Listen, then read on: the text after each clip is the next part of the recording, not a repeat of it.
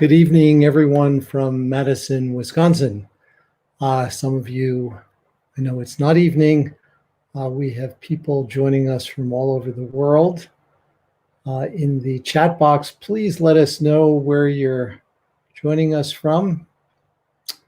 And it's really a pleasure to have you with us for the third evening of our week-long The World We Make program 2020, which is a celebration of the 10th anniversary of the Center for Healthy Minds.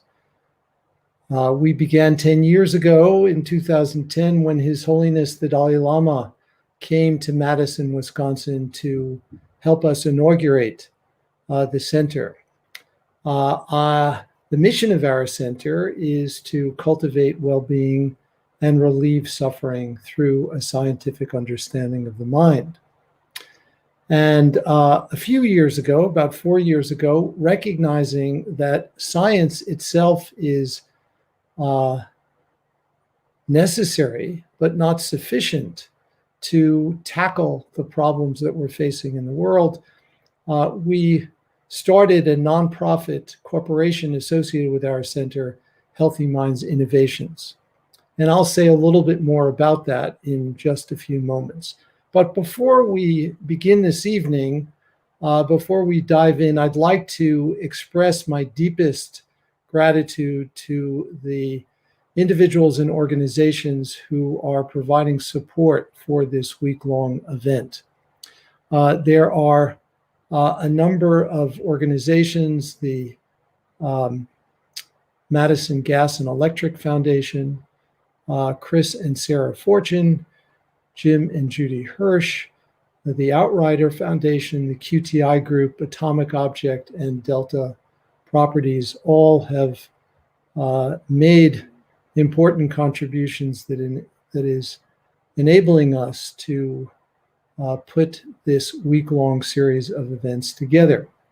Each night at 7 o'clock Central Time in the US, we have different events. The slide now shows the various events that we've had, which are up online now. You can, if you weren't able to tune in on Monday and Tuesday, you can go back and look at them. And tonight, we're going to be focusing on Well at Work. Tomorrow will be a focus on resilient minds and a resilient planet. And finally, on Friday, there will be a dialogue that I had very recently, a few weeks ago, with His Holiness the Dalai Lama on the occasion of the 10th anniversary of our center. And we'll be showing you a series of short clips from that dialogue. So please feel free to join us. Please feel free to share the links with your friends, your family. We're delighted to have as many of you as possible to join us. So the topic this evening is Well at Work, and it features the work that we're doing in our nonprofit, Healthy Minds Innovations. And I'm really super excited about this. This is an effort to, and the mission, I should say, of Healthy Minds Innovations is to translate science into tools that can be used to measure and cultivate well-being. And that is what we're doing. We have a number of offerings from Healthy Minds Innovations, including an app, the Healthy Minds program. We have an initiative called Healthy Minds at Work, where we are working with different organizations to promote well-being in the workplace. We also have a masterclass, which will begin on October 20th, which I'm sure we'll mention again a little later. So tonight is going to be divided into three short segments. In the first segment, Cortland Dahl, who I'll introduce in a moment, will be sharing with us some of the background for the Healthy Minds program and various initiatives connected to it. We'll next hear from a partner, a really important partner that we are closely working with, and that is the Madison Metropolitan School District. For those of you who are not from the Madison area, this is our public school district. These folks are under tremendous amount of stress and strain with the necessity of dramatically altering their teaching materials to conform to the public health recommendations during the COVID pandemic. Many of these people have young children who themselves are at home because of the COVID pandemic, and this creates a lot of adversity, and we've been working with them to try to promote well-being during this particularly challenging time. And finally, in the last segment, Stephanie Wagner, who is a coach, a well-being coach, and an important member of our content team at Healthy Minds Innovations, will be delving a little bit more deeply into our practices and our offerings. So I want to introduce Courtland Dahl. Court is the Chief Contemplative Officer for Healthy Minds Innovations. Court is also a scientist at the Center for Healthy Minds. He received his PhD from the University of Wisconsin. He spent quite a bit of time, about 10 years, living in the Himalayan region in India and Nepal, deeply studying contemplative traditions from that part of the world. And he is the chief architect of the Healthy Minds program. So it's really a delight and truly an honor for me to introduce you and to have you here this evening. Welcome, Court. Thank you so much, Richie. Very generous introduction, and great to be here with all of you. I think sounds like people are tuning in from all over the world. So it's really exciting to share an hour with you all. I think we're going to have a really interesting discussion today. And it's especially exciting if for those of you who might have tuned in to some of what we have covered in previous nights. What we're going to talk about tonight is really, as Richie mentioned earlier, our efforts to translate the science of well-being into practical tools that we can apply in everyday life. So the work that we do at Healthy Minds Innovations, which is the partner for the Center for Healthy Minds, is really all based on a new scientific model of well-being that we have developed over the past few years, and which is based really on decades of research and centuries of wisdom from the world's contemplative traditions, which is really, again, oriented towards this very simple idea that well-being is a skill. It's something that we can train. It's something we can get better at. So this has always been important. Well-being has always been a really important consideration for us. But in this current era, and in particular in the middle of this pandemic right now, it's really, you could almost say, an urgent public health crisis. So we've been asking the question from a scientific perspective, really, what are the underpinnings of well-being?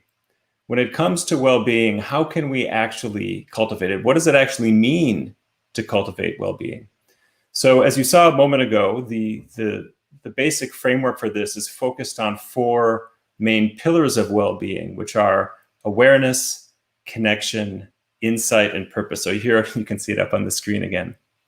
So what the science shows, and what centuries of wisdom from all of our world's contemplative traditions are telling us, is that we can actually train our minds and even begin to rewire our brains so that we are more aware and focused, so that we can feel more connected with the people in our lives, that we can have a greater insight into our mind and how it works, and so that we can really feel a deep sense of meaning and purpose in life. So all the work that we're doing, both scientifically and in Healthy Minds Innovations, is really to help bring these insights into the world so we actually can help strengthen well-being. Now, why are we focused on the workplace?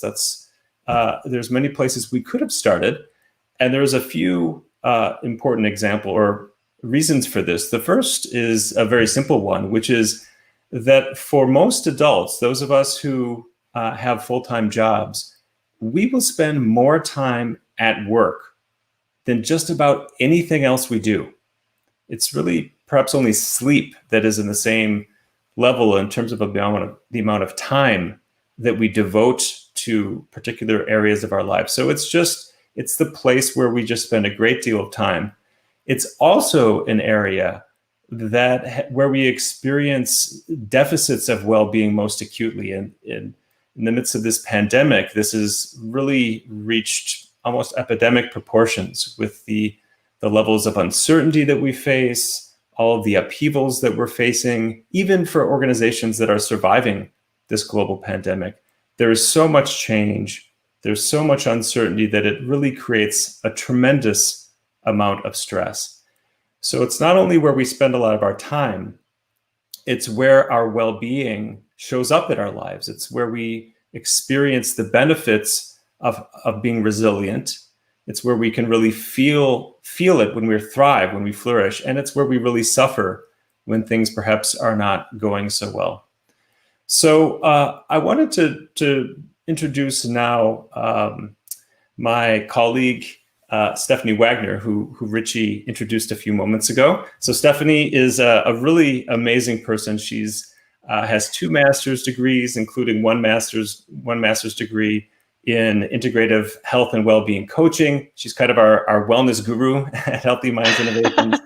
But she also has decades of experience in the corporate world. She was an executive at Aveda, and for decades was on the executive team focused on corporate education and leadership development.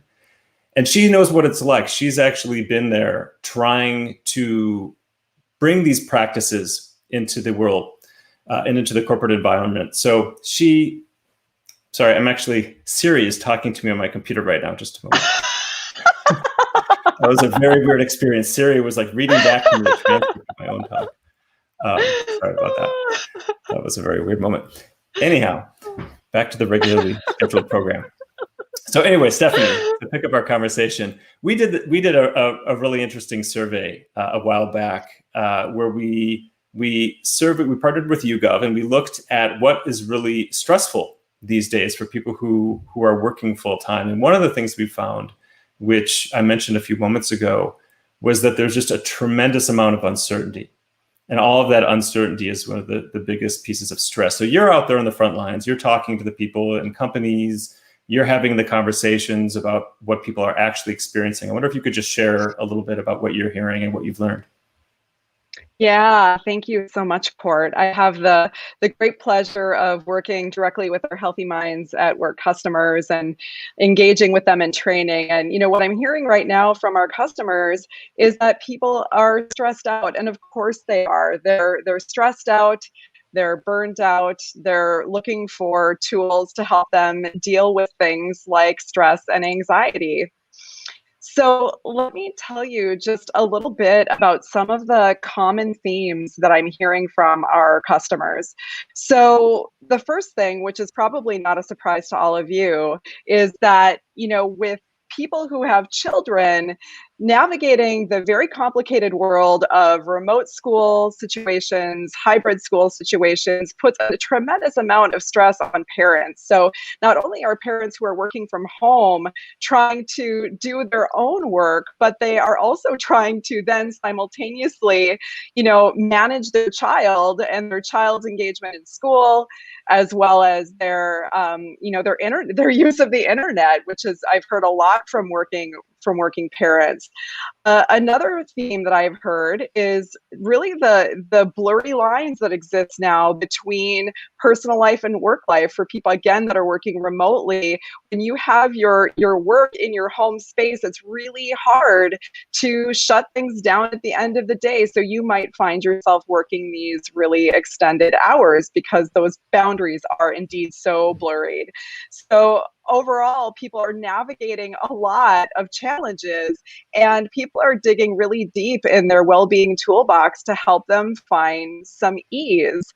So some of the questions that I've been getting very commonly in trainings are questions like, how do I stay focused? I have a lot going on in my environment. How do I stop working so much? Again, those boundaries between work and home are really, really blurry. How can I be less stressed and anxious and overwhelmed? It feels so bad and overwhelming.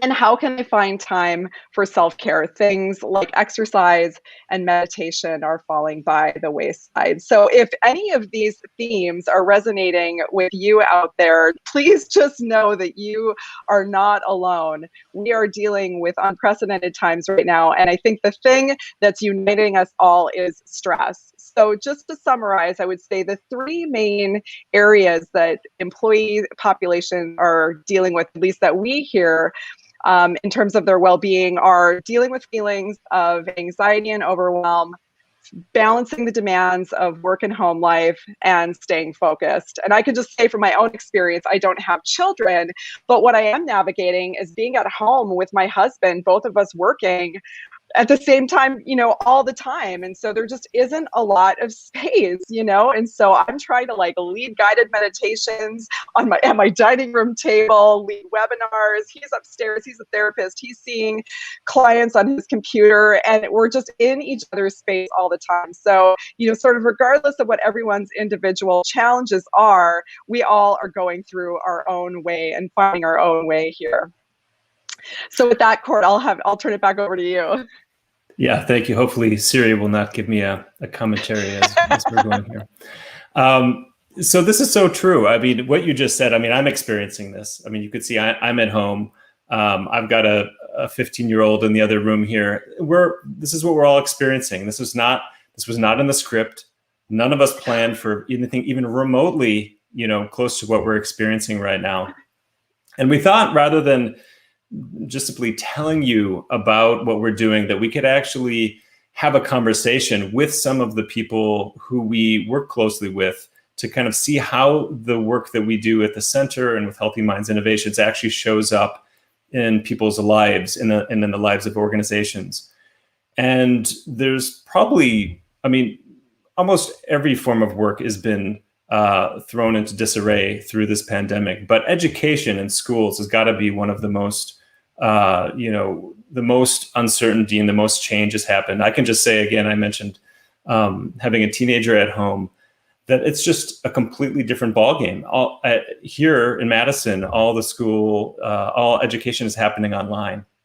So teachers are, in a matter of months, are having to completely change how they teach kids. It's incredibly challenging, right? So why don't we zero in on that? We're going to have a dialogue with four really remarkable educators from here in Madison. But maybe you, Stefan, you could just tell us a little bit about the background here before we dive in and start the conversation. Sure.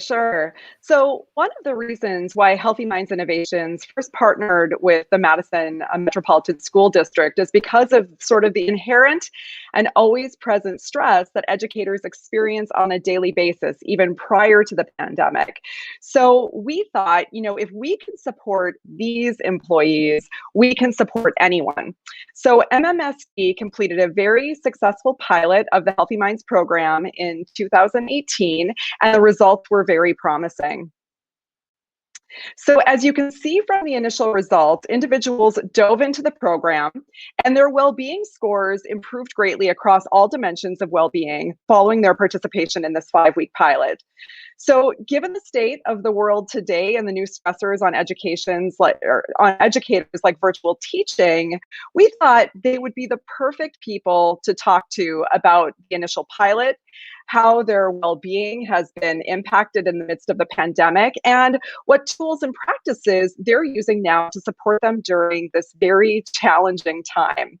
So for the benefit of everyone watching, even those that are not teachers, I think we can all learn something from this group to support our workplace well-being during our panel conversation today. And then after the panel, I'm going to introduce you to a couple of the dimensions of the Healthy Minds model of well-being. We'll do a couple of guided practices. You'll leave with tips to practice well-being at work. So we've got some good things in store for you as we continue along our time together today. So we can introduce our wonderful panel of speakers right now. We've got a really remarkable group of educators with us. So I'll just introduce them briefly, and then we can dive in and have hopefully an interesting conversation. So first, Tamar Jacobson is an early childhood program teacher, 30 years of experience teaching, but especially has worked with kids with special needs, in particular kids with autism. So thank you so much for joining us, Tamar. We've got Jenny Jones also joining us. She is a physical therapist and has also been working in particular with kids with special needs and has spent 10 years working with kids in this way. We have Ana Salcido, who is the bilingual teacher leader and has been working for actually more than 25 years, and in particular in supporting bilingual, multilingual learners throughout the Madison School District in the area where we all live. And finally, we have Scylla Zaroff. So welcome so much, Scylla. Scylla is the principal at Franklin Elementary, also has been teaching and working with kids for more than 25 years. So I did a very complex mathematical calculation and ascertained that this group of women here has almost 100 years of cumulative experience teaching kids and working with kids. Wow. That's pretty amazing. That puts things in perspective. That's a pretty tremendous amount of accumulated wisdom we have here in this panel tonight. So thank you, all of you, so much for joining us. We're really thrilled not only to be talking to you tonight, but I could just say it's been so meaningful for us at the Center for Healthy Minds and Healthy Minds Innovations to be working with you all, not only to support you and all the people you work with, but through that to support our kids and the children in our community. And never really has there been such an important time where this is needed. So why don't we start with a little bit of history, because we've actually been working with you all for quite some time. But Tamar, you've been a core member of the mindfulness team, shepherding this collaboration and partnership we've now had for years. And you've been very involved all along the way. Maybe you could just say a little bit about how this all got started, what on your end, what led you and your colleagues in the schools that you work in to reach out and to begin this collaboration. Yeah, absolutely. So MMSD has had a relationship with the Center for Healthy Minds for about 15 years as far as the research program. And we entered into a formal partnership in 2014. And then when HMI became the arm for the research application, we were connected from the start. And then we were very, very honored and excited to be invited for our staff to explore the Healthy Minds program and app. And we'll talk more about that as well. But I'm really happy to report that the benefits to our school district and to the team and to our workplace have extended way beyond the initial partnership intended outcomes. Great. So I'm curious, for those of you who participated in the initial pilot, I think Anna, you did, for sure. How did the program help you? What were some small or big things that took place over the pilot?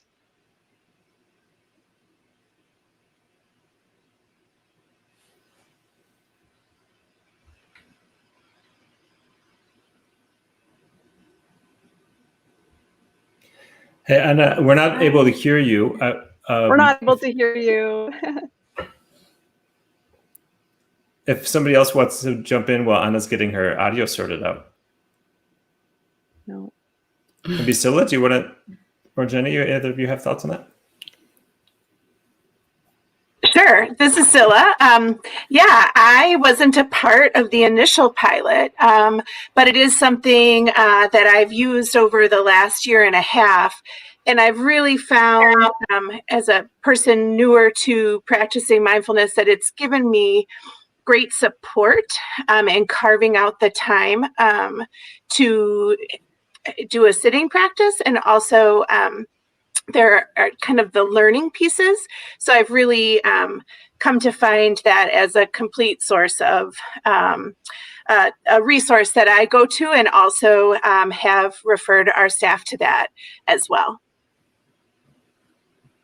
Wonderful Thank to you so much. hear. Anna, did we get your audio sorted out, or are you still muted? Oh, it looks. I'm sorry, Anna. Oh, I'm sorry, Anna. You're still muted. So sorry. So why don't? Hopefully we'll be able to hear from you. It's still muted, Anna. But why don't we? Let me just ask a kind of a follow-up question. I think everybody, even if you don't have kids, you know that right now the whole world of education is upside down. And there's been so little time to adapt and to change things. And on top of that, as if that weren't hard enough, we've got the global pandemic, we've got economic upheaval, we've got, an intense political, election playing out, all these stressful things going on. If we go back to March, when all this first hit, and then the months after that, I'm just kind of curious how that played out for you individually and at work. Like how did you experience that? And maybe Jenny, I'd love to hear all of your thoughts on this, but Jenny, maybe we could start with you, and just to say a little bit about how this recent challenge that we're experiencing now has happened over these past few months. Sure. Can you hear me? Yeah. Okay. Thank you. I remember very clearly the last day that we were open. It was Friday the 13th of all things. And I was at the elementary school that I work in a gym class. And there you could just feel the energy was different in the school, which Scylla could probably speak to too. The kids were talking about the coronavirus without really understanding it. I think that the teachers were just trying to stay focused. And I was in this gym class, and the kids were done and lining up to go back.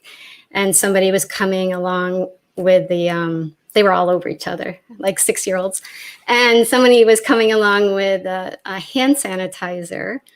And the gym teacher was asking me if I knew of any secret stashes of hand sanitizers. And I just looked out into the gym at all the hula hoops and jump ropes and balls, and that they had just had their hands all over. And I was thinking, this is crazy. We should not be here. So I also have a public health background. So, but anyway, when that evening, I think they announced the closure, and in some respect, it was a relief for me. But it also was just, it knocked the feet out from under me as well.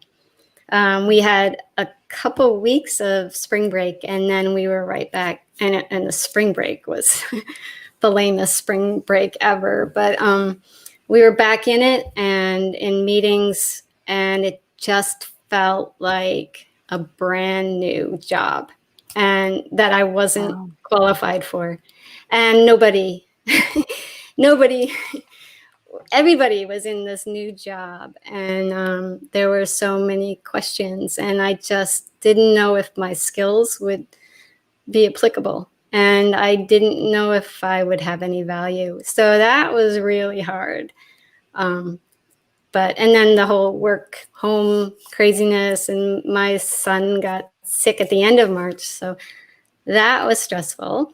And he was fine. He's okay. And also, we were moving, so my workplace was a mess, and we were about to put our house on the market.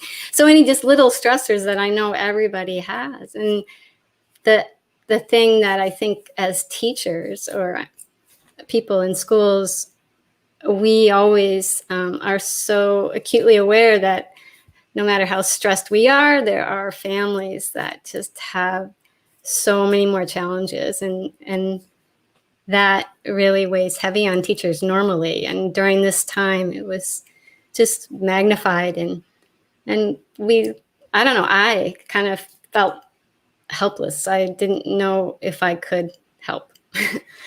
So, Wow. So, Wow. so I turned to Healthy Minds. But, I did actually, and I had used it a couple times, but I knew it was very obvious that I needed to put my own oxygen mask on before helping others. So I started the practice, and I love the flexibility and that you could do it for 10 minutes, 20 minutes. I love that I could do it while I was packing or cleaning, and the science behind it.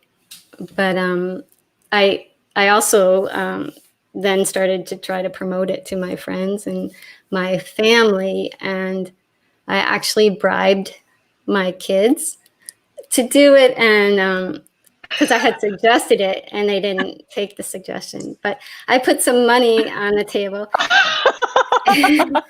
I just said if they practice for 5 minutes, 5 days a week, I'd give them $5, and I would double it if I didn't practice 5 days a week. So that's how I was got into the routine, with a little incentive. Wow. I just want to say, I mean, I just hear the incredible amount of stress that you've been dealing with. I can even just feel it in my body as you're talking. So first of all, thank you so much for sharing your experience. And I'm just curious, what are some of the things that you learned in the Healthy Minds program that you have been able to tap into as tools to help you get through this difficult time? And this is open to any of you. Can you hear me now? Yeah. Oh, what happened there? I have a centrally office-based position. However, I started the year in a classroom during the hiring freeze. They asked me to step in for a teacher who went on maternity leave. This has been quite an experience, boy. Oh boy. And how the app and participating in the pilot has helped during this time has been because I have no time. I have really no time. I'm pretty much working around the clock and very tired and doing everything for this one classroom. But keeping in mind, like, I can still be mindful. I can still use those practices that I learned about, like, you know, when I'm putting on my makeup, I listen to the app. When I'm showering, I can focus and be mindful. So those have been really, really helpful at a time right now, especially like right now where I really just don't have any time, and that just is how it is right now. Sure, it'll get better, but right now I have no time. Yeah, and I can kind of piggyback on that, Stephanie, just as a building leader. Can you all hear me? Yeah. Yes. Okay. Just kind of as Jenny said, everything about our ways of working as teachers really were in a state of upheaval last March, as many of our listeners across our world, right? As educators, we pivoted to fully virtual instruction during a pandemic in less than 3 weeks.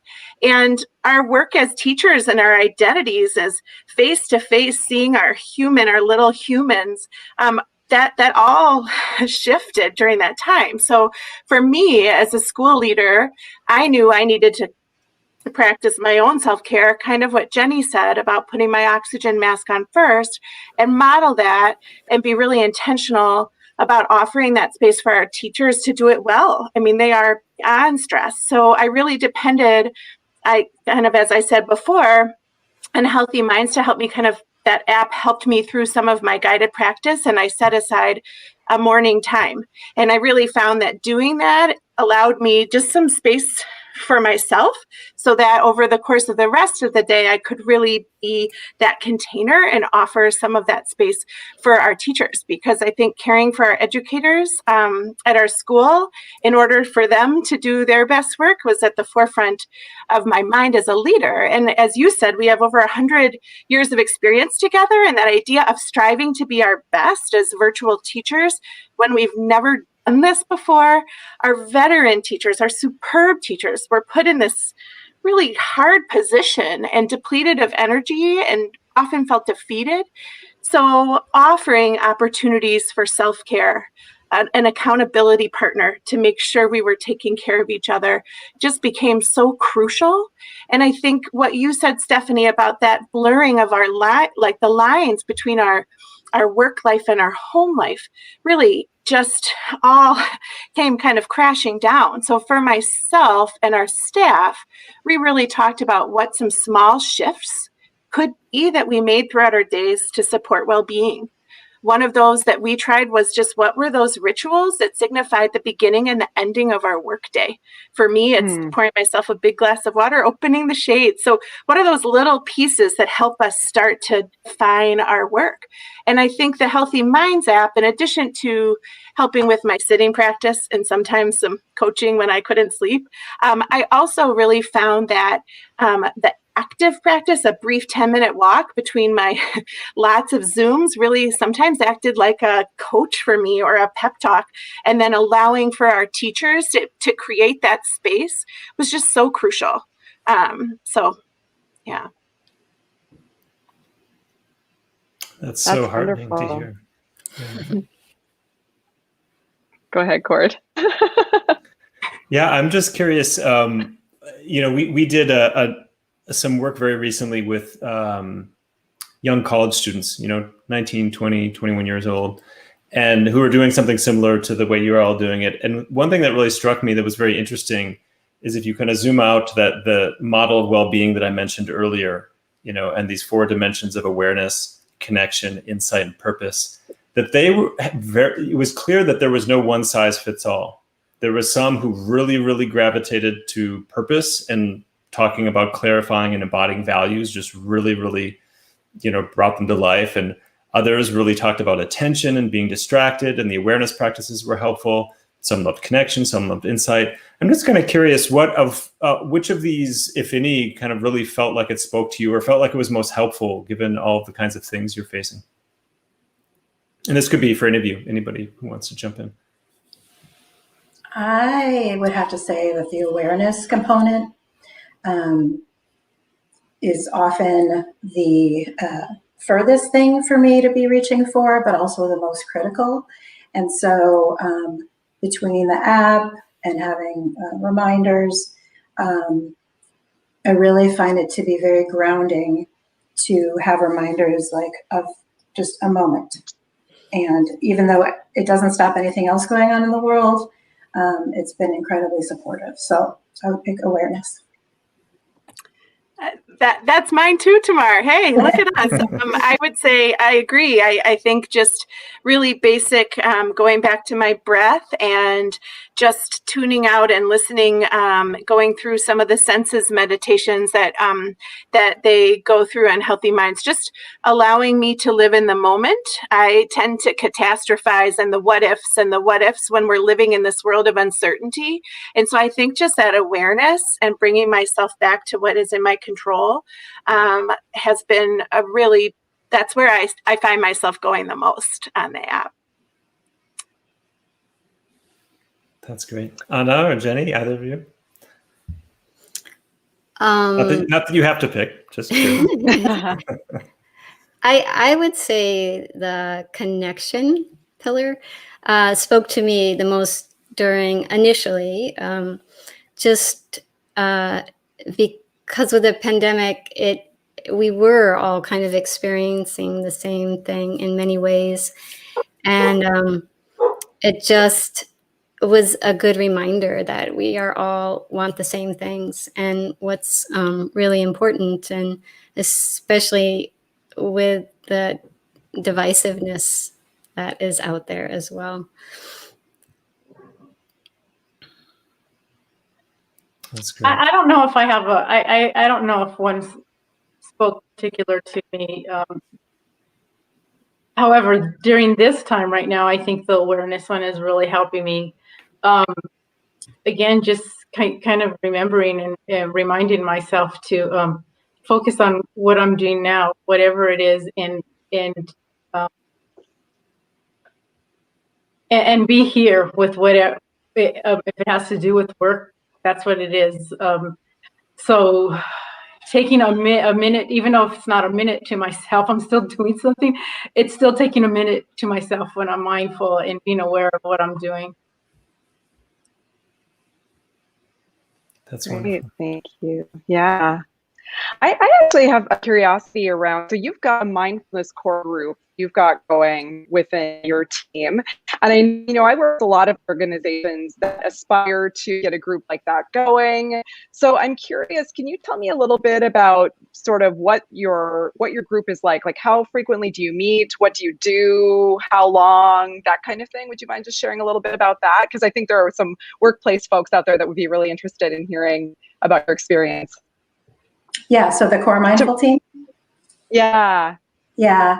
Well, it's I'm just so honored to be a part of it, and it came together kind of, I'd say, congruously with when the research program was starting, and we were having people coming into our schools to work on the research with the mindfulness in the schools, and it really spoke to and gained a lot of interest among staff. And so the mindfulness core team has evolved over time, but we all have a main gig, and then the mindful work we either do outside of hours or we find time within that. But really, our team, our whole focus is to support the well-being of staff in our district. And so that has evolved in a lot of ways. We've had many different kinds of offerings as we continue to. They're free through our professional development department. It can be a one-day introduction. It could be a 10-hour class. We have journaling and just a wide variety. And then I'm really proud to say that in the past few years, the Human Resources Department has included staff well-being and mindfulness as part of the staff well-being. So it's great to have that support as well. And what we do with each other when we meet, so we've met in different iterations over time, but we meet about every month ish, and we spend part of the time learning with ourselves, in our community, and trying to make the most out of the practices we already know, as well as adding to our toolbox, I would say, of practices that we lead. And then we can also offer feedback to each other about practice. And then in addition to the mindful core team supporting overall well-being for staff, we've really evolved to linking that with the restorative justice practices and anti-racist work in our district. So we're kind of all over the place, I think, in a lot of great ways. And yeah, any staff can access us. There's some schools that have kind of a whole school approach. A lot of individuals have their own practice. And then we're just always open to really being reflective about how we can best support staff. I'm curious, maybe we could dig a little deeper on that. One of the things you just mentioned there, which was the work around diversity, equity, and inclusion, which you just brought up. So for those of you who are outside, I'm outside of Madison, and I'm sure that's most of you who are watching right now. What you might not know is that we're very, very close to kind of the epicenter of where a lot of the issues around systemic racism in the U.S. have been coming up. So, for example, just an hour away here in Wisconsin, Minneapolis is only 4 hours away, 5 hours away. So we're really, very much in the middle of this, and in our own community here in Madison, these are very much issues that we encounter all the time, and very much are kind of front and center with our kids and our communities. So maybe we could just ask you to say a little bit more about what's going on with all of the work that you do, and if there are any connections you see with the cultivation of well-being and some of the skills and practices you learn, and especially how we can really hopefully create a world for our kids where these problems start to disappear and hopefully aren't there at all. Mm-hmm. So again, for anybody who wants to jump in here.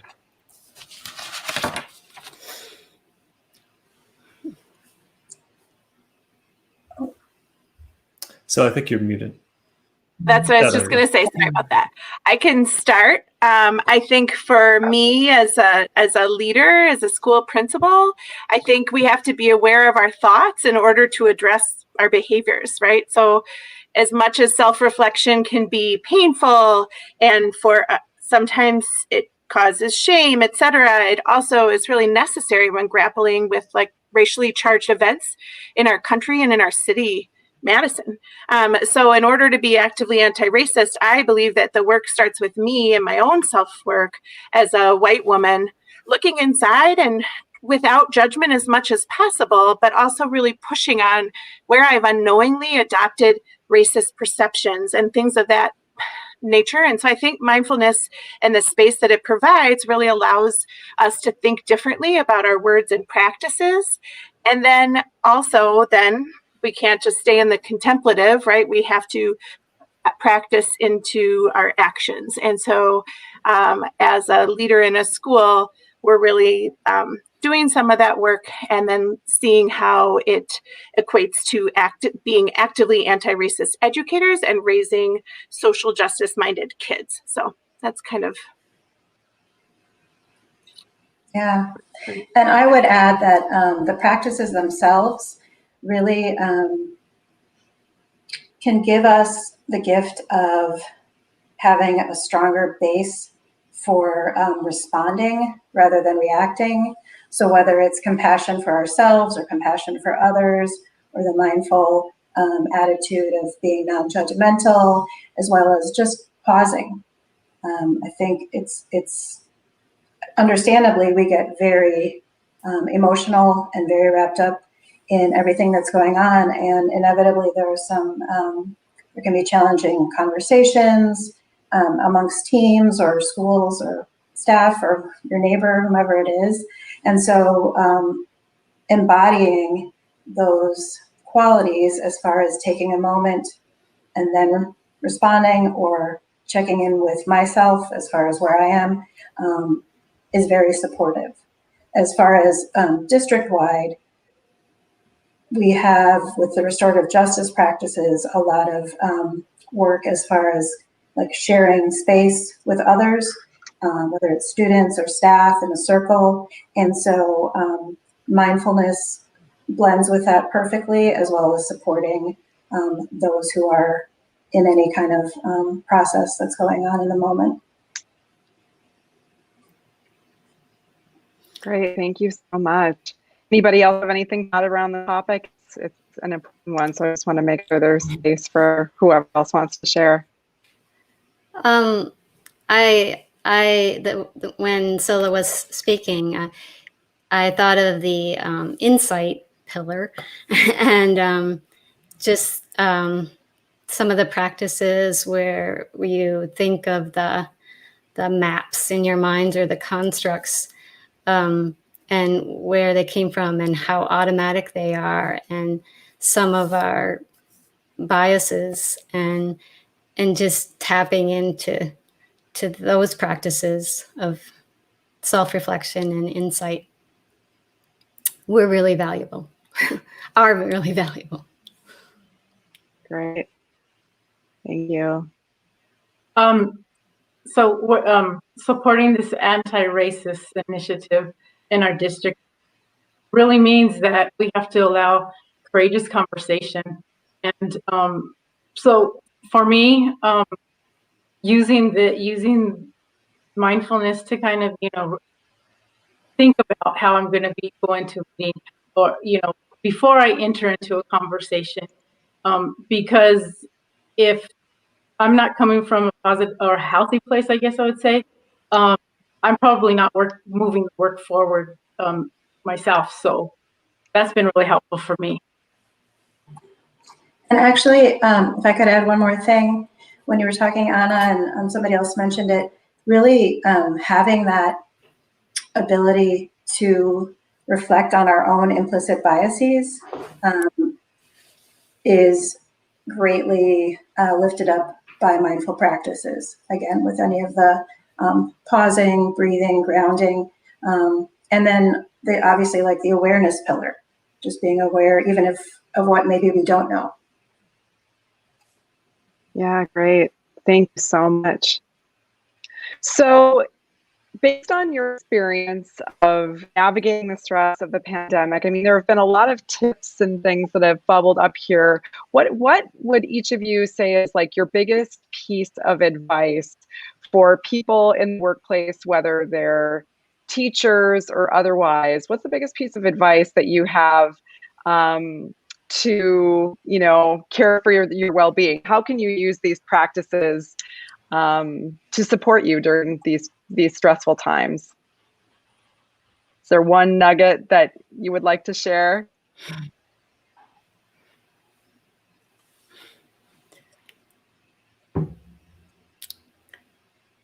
I missed the beginning part of the question. Sorry, I just all of a sudden my screen went blank. Are you saying, is there something I want to share about like supporting others? Yeah. What would be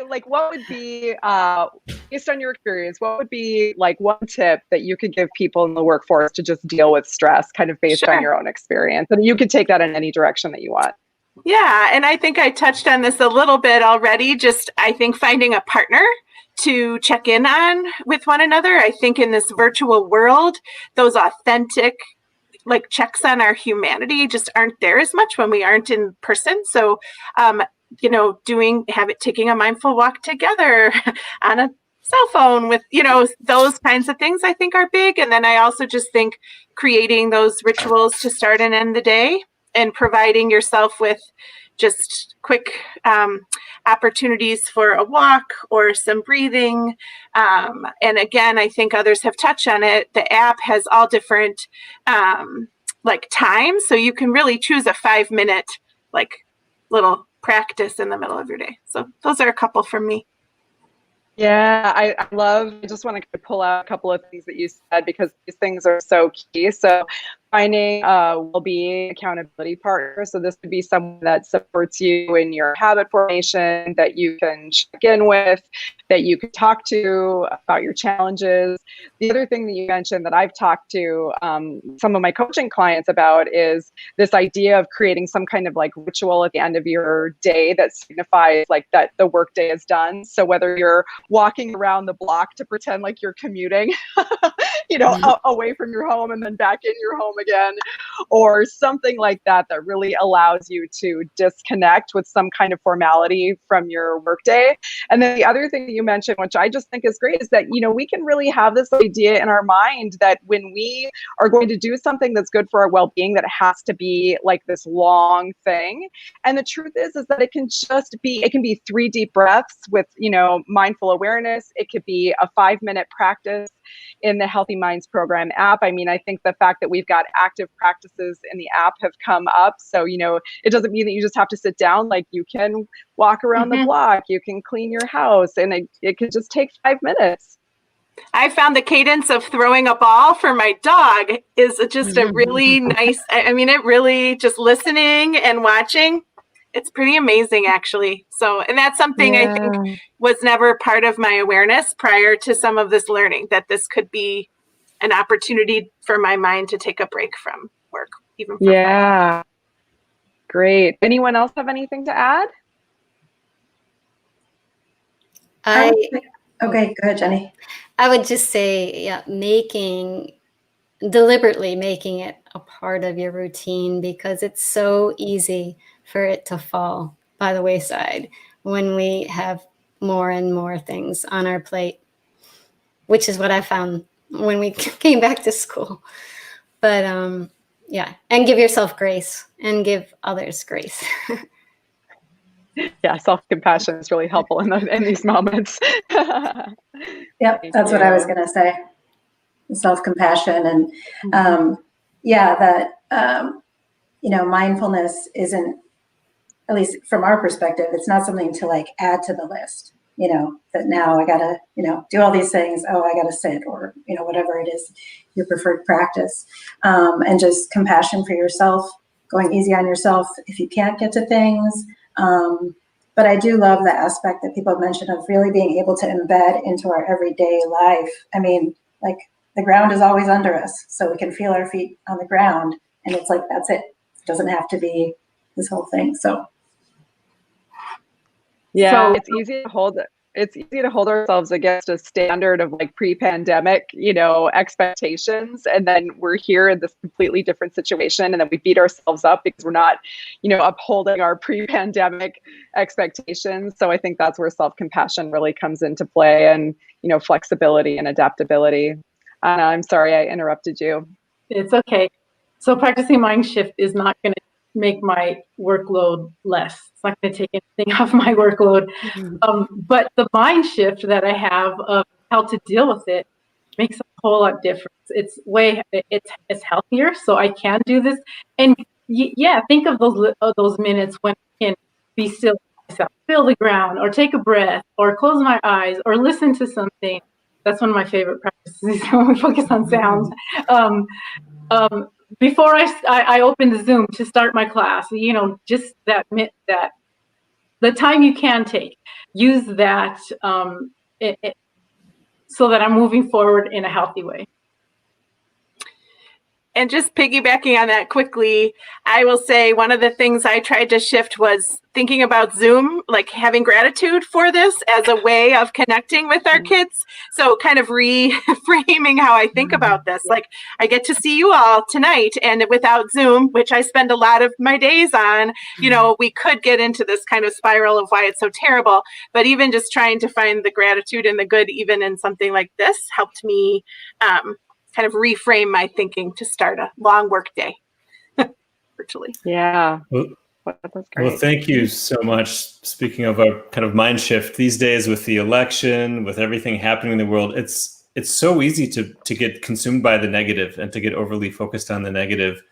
But there's wonderful things happening, right? There's people figuring things out, finding ways to connect, even when there's, the odds are kind of not in our favor. So just deeply appreciative, not only for the four of you for taking time tonight, but really for the work that you're doing to support our kids and communities. I mean, it's such an incredibly challenging time. And the fact that you and so many people like you are able to show up and really be there for our kids at a time when they all really, really need you, just so incredibly grateful. So thank you so much for joining us tonight. Hopefully thank you. Stick around. We so appreciate you sharing your wisdom. And I saw lots of comments in the chat. People are really appreciating your sharing. So thank you. Thank you. Thank you so much. So we thought we could turn our attention now to a little bit back to some of what we do with the Healthy Minds at Work program. And first, thought we could actually say a little bit about the assessments, the scientific measures that we incorporate, that we really kind of are in many ways very central to not only the research that we do, but actually to what we do in working with individuals, working with people like you, working with organizations, schools, companies. And there's a very simple reason for this, which is that what we measure helps clarify for us what we need to focus on. So if you use an analogy like physical health, if we didn't have these little hooks for our attention that help us understand what's going on with our physical health, it would be really difficult to know what to do to boost our immune system, to be healthy, and so forth. So it might be something simple like blood pressure or cholesterol, or these days with COVID, blood oxygen levels, like you can get these little monitors. And these are just little ways that we can just see, are we doing okay? How are things going? So we have taken a lot of the measurements that we use in the lab and translated them into tools that we can use out there in the world that really help us gain self-knowledge. These are really ways to help us to better understand our own well-being, to understand what constitutes a truly healthy mind, so that we can actually make the most of the capacities that we already have. So you, by virtue of the fact that you're here listening to this right now, means you probably did the well-being assessment that we normally only do in the context of engagements like we have done with the Madison School District here locally. So you got a taste of this. And just to give you a little snapshot of some of the things that we learned, like one of the things that came up, I was just looking through the data earlier tonight. And one of the interesting statistics was the number of you who, when asked how much over the past month or two, how much you felt stress or anxiety, it was, I think, almost 40% that said very often or somewhat often. And it was another almost half, or maybe like 43%, I think, that said sometimes. So very, very few people are not experiencing at least some stress. And 40%, even in this group, and my guess is that all of you are coping much better than like the typical population. So everybody is really feeling the stress and the burden of the pandemic, the economic fallout, and all of that. So these assessments that we're doing really help us not only as people, but as individuals and organizations to really understand this better, what's going on, so that we actually can address it. So maybe I'll turn it over to you, Stephanie, to say a little bit more about how we kind of bring this into the work that we do. Yeah. So as a part of bringing in the Healthy Minds at Work program into the workplace, what happens is that employees within the organization take the well-being assessment and they get their personal results. This is really powerful information because it helps employees to gain insight into their own well-being and to understand areas that would benefit from training. So then what happens is that the results are rolled up into an organization view so that organizational leaders actually receive an anonymized view of the well-being of their employee population. So again, this helps the organization understand the well-being of their employees in addition to seeing the impact of the program.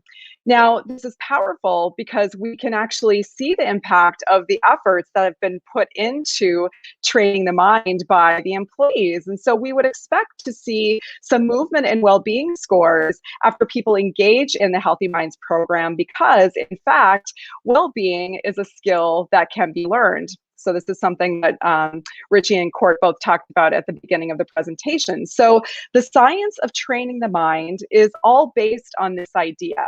Change is possible because our brains have the capacity to change. Now, I'm sure many of you in this group are familiar with the term neuroplasticity, and essentially it means it's the capacity for our brains to change. Now, the truth of it is that the brain is constantly changing in response to experience, but usually it's the forces around us that are driving that change, and the change isn't always positive.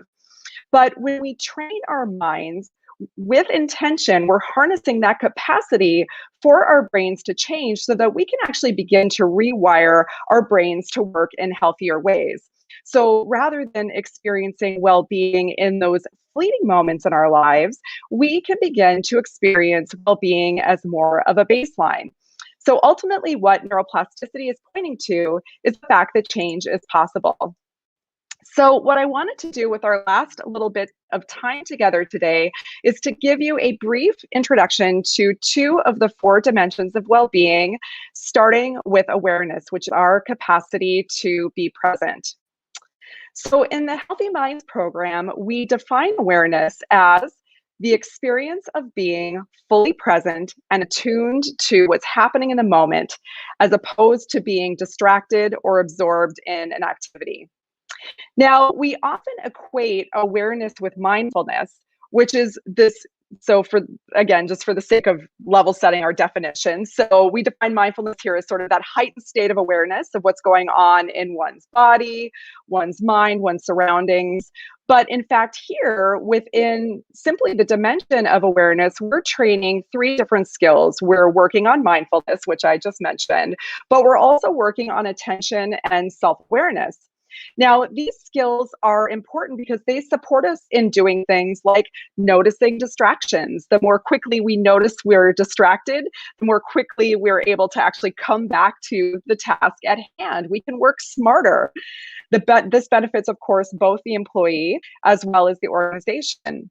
These skills also help us with self-regulation. So we can actually notice those moments when we might be emotionally triggered in a meeting, or we're triggered from having a challenging conversation with a coworker. And rather than getting all caught up and reactive, we can see the thoughts and emotions as they're happening, and there's space for us to respond from a place of our values, as well as a place of us being our best selves.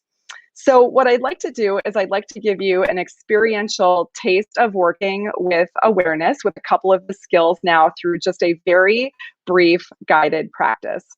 So I'll invite you to go ahead and get yourself a comfortable seat here. And this just means you want to have your body a bit relaxed, even if it's just 5% relaxed, and to have a posture that feels alert and awake. And you can close your eyes if that feels comfortable to you. So we're just going to begin to notice the sensations in different parts of our body. So simply notice sensations in your face, in your jaw.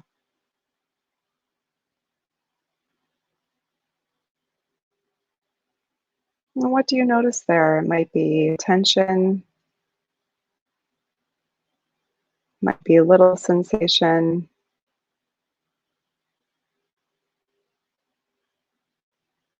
No need to change those sensations. You're just simply noticing them.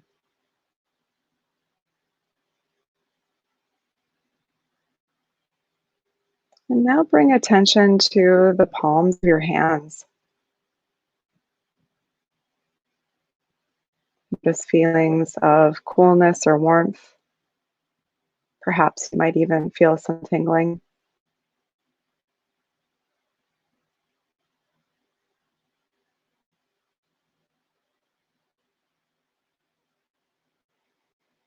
And now bring your attention to the soles of your feet and see what sensations you're noticing at the bottoms of your feet. Again, you might feel some tingling or the support of the floor. Notice whatever sensations are present.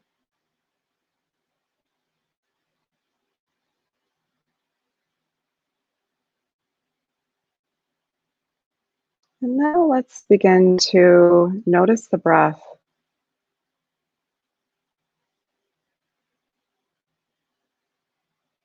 You can just become aware of the breath wherever you're noticing it the most strongly in your body. And see if you can simply be with the breath.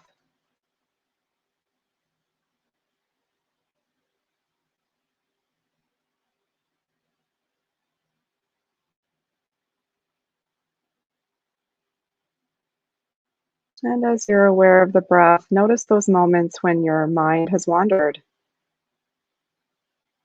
lost in thought, maybe even judging your experience. Gently bring your attention back to being with the breath each time your mind has wandered.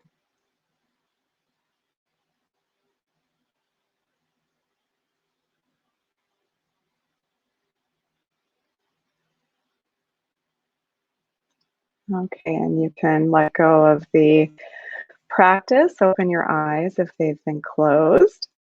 And I wanted to find out from you if you could please share a word in the chat box about how that practice was for you. And as you're doing that, I'm going to be waiting to see what you have to say. I'm going to share with you the two skills that we just practiced. So the first skill that we practiced was working with training our attention. Now, normally our attention is directed towards something, but normally we're not choosing what we're paying attention to. It's usually a result of habit or impulse. So here you practice the skill of paying attention on purpose. Now, the other skill that you practice is noticing when you got distracted. That's mindfulness. You notice that your mind was no longer with the breath and you brought your attention back then each moment that you noticed your mind had wandered off. So let's just see what some of you said here.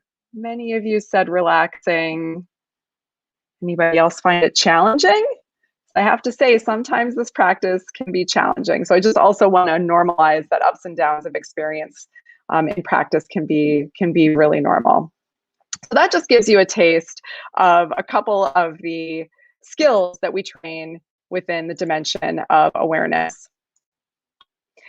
So I wanted to offer you a quick tip of practicing awareness at work. Now, when we talk about training our mind, part of what we do is we do it formally in a sort of a seated or active practice like we just did, but you can also actually practice in daily life, and the workplace provides many opportunities to be able to do that. So one simple way of cultivating short moments of awareness is to choose a work task that you do regularly throughout the day.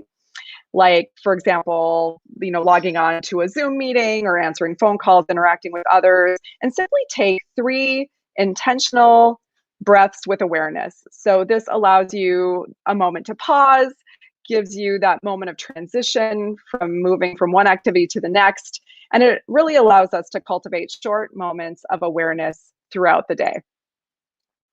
All right, so let's move on to our next dimension of well-being, which is connection. We're just doing a light taste of these two. So connection is extending this present moment awareness into your relationships, helping us to develop healthy, connected relationships, not only with people that we care for and like, but also with people that we don't know, and even people that we don't like. So here, we're defining connection as a subjective sense of care and kinship toward other people. So this caring stance promotes supportive relationships and caring interactions. So when you think about it, it's easy to feel a sense of warmth and connection with people that we like. However, the workplace is filled with complex relationships that require us to show up and work on teams and collaborate with people sometimes that we don't know so well, and oftentimes that we don't like. So when we're training our mind in connection, what we're beginning to do is widening the circle of those healthy, connected relationships in our lives beyond those people that we like. And it's extremely beneficial to do this. Of course, the qualities of these relationships impact the quality of our work and our overall happiness, given the amount of time that we spend at work.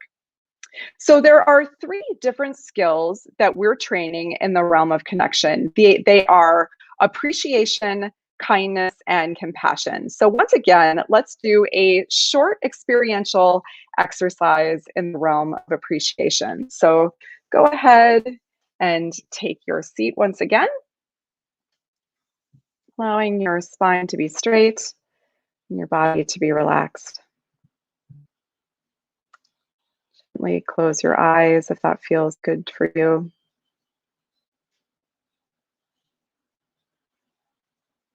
And take a couple of slow, deep breaths.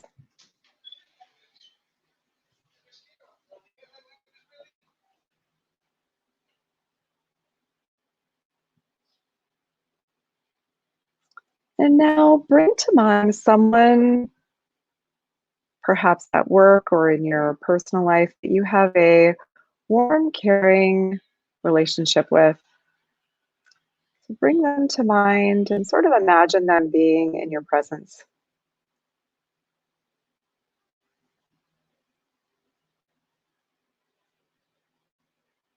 And as you're bringing them to mind, begin to reflect with a sense of appreciation on qualities or skills that you appreciate about them. Might be generosity or compassion, humor. Simply take a moment to reflect on those qualities.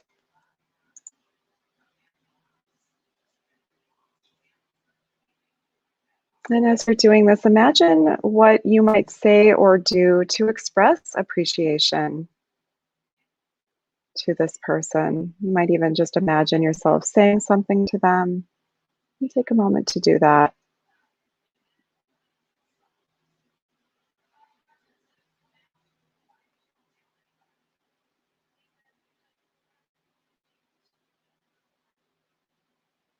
All right, and you can simply drop the reflection. Take a moment to notice how you feel. You can open your eyes. And as you're doing that, I want to hear from you again. Share with me the quality that you appreciated about the person during your reflection. And as you're doing this, I'm going to tell you again about the skill that we just practiced. So the skill of appreciation here is the skill of noticing the positive. So we have, for biological and evolutionary reasons, an attentional bias that skews towards the negative. We are hardwired to detect threats, to notice things that are out of the norm, and to focus on what is different or changing in our environment. This is the very stuff that's like helped us survive. This is not a bad thing. But in the modern world, we're mainly not facing mortal threats here. So the challenge is that our body cannot distinguish between an existential threat to our survival and an emotional threat. And as a result of this, we tend to get hyper focused on the negative, kicking up the stress response in the body. So here, we're simply noticing something positive. So imagine what it would be like if you treated this like a skill. So in those moments when you were in perhaps a stressful business meeting, that instead of focusing on what's wrong, you took a moment to actually appreciate something positive about what was happening in that moment. It might be appreciating a quality or a skill that someone else in the meeting is exuding in that moment. The thing about appreciation is that not only does it feel good to us, we feel that burst of positive emotion, but it also feels really good to be on the receiving end of that as well. So leading interactions with this attitude of tuning into the positive rather than just focusing on the negative could completely shift your experience of something at work. It could completely shift your interaction with someone. So let's look at a couple of tips of how to practice appreciation at work. So one of my favorite tips comes from Richie, which is calendar appreciation.